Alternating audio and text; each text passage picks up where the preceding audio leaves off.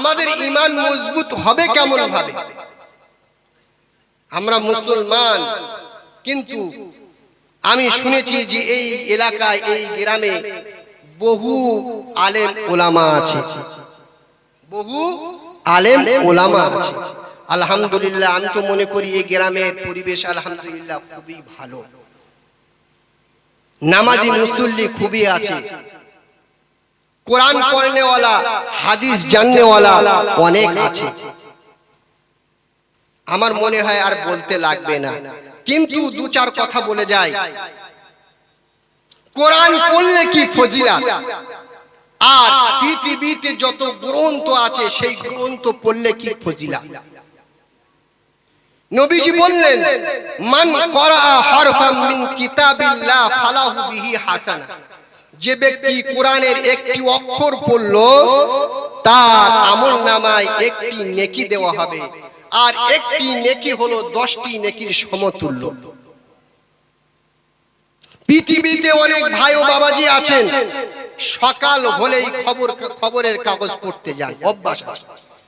কিন্তু খবরের কাগজ যদি আমরা পড়ি, দিন দুনিয়ার পৃথিবীর খবর সংবাদ আমরা জানতে পারবো, কিন্তু একটি সওয়াব হবে না। কিছু কিছু ভাই ও বাবাজিদের অভ্যাস আছে, নাটক বা বিভিন্ন বই পুস্তক পড়ার অভ্যাস আছে, কিন্তু যতই বাংলা বই যতই পড়ো না কেন, একটা সওয়াব তার মধ্যে হবে না।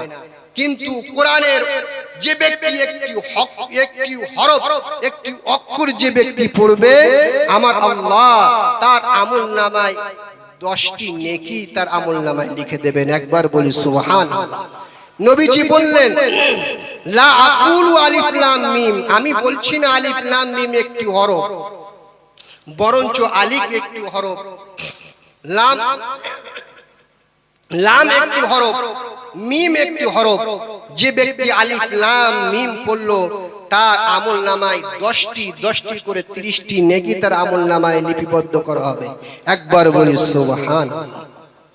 আল্লাহ পাক আমাদেরকে কোরআন শেখা, কোরআন বোঝার তৌফিক দান করুন।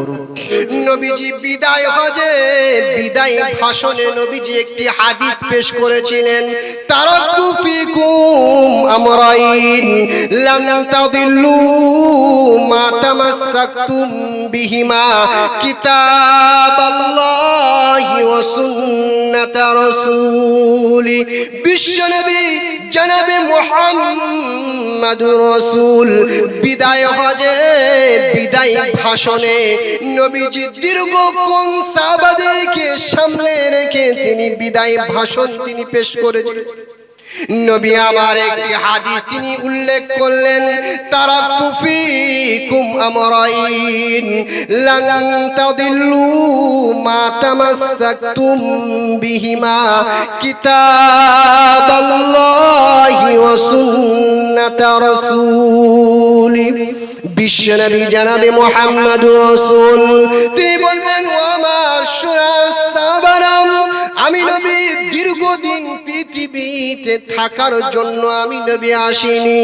আমি নবী দীর্ঘদিন, আমি নবী পৃথিবীতে, আমি নবী দীর্ঘদিন থাকবো না। আমি নবী পৃথিবী থেকে আমি নবী বিদায় নেব। আমি নবী তোমাদের কাছে দুটি মূল্যবান জিনিস রেখে যাচ্ছি।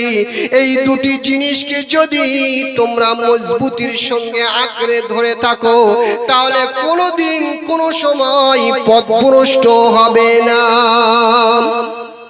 একটি হলো কিতাবুল্লাহ, আল্লাহর ঐশী গ্রন্থ আল কোরআনুল মাজিদ। দ্বিতীয় হলো সুন্নাতুর রাসূলি, আমি নবী আমার রেখে যাওয়া আদর্শ সুন্নাত এবং হাদিসকে যারা মেনে চলবে, তারা কোনো সময় কোনোদিন পথভ্রষ্ট হবে না। আজ বর্তমান আমাদের মাঝে এই কোরআন এবং হাদিস আমাদের ভিতরে আছে, কিন্তু আমরা কোরআন এবং হাদিস মোতাবিক কতটা আমল করি? আমাদের বাড়িতে কোরআন আছে, পাশের ঘরে টিভি আছে, সেই টিভিতে আমরা কি করি?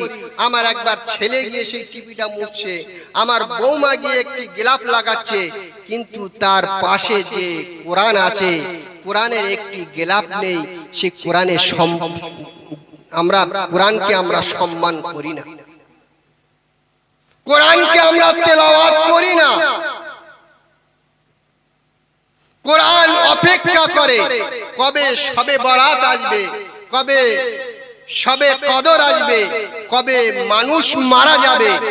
কোরআন অপেক্ষা করে। কেন? মানুষ মারা গেলে কোরআন তেলাওয়াত করতে হয় না, এটা ভালো রকম জানে। শবে বরাতে কোরআন তেলাওয়াত হয়, শবে কদরেতে কোরআন তেলাওয়াত হয়, আর সারা বছর মানুষ গাফিল থাকে, মানুষ কোরআন তেলাওয়াত করতে চায় না। আল্লাহ পাক, আল্লাহ রব্বুল আলামিন আমাদেরকে কোরআন বোঝা এবং কোরআন শিখে আমল করার তৌফিক দান করুন।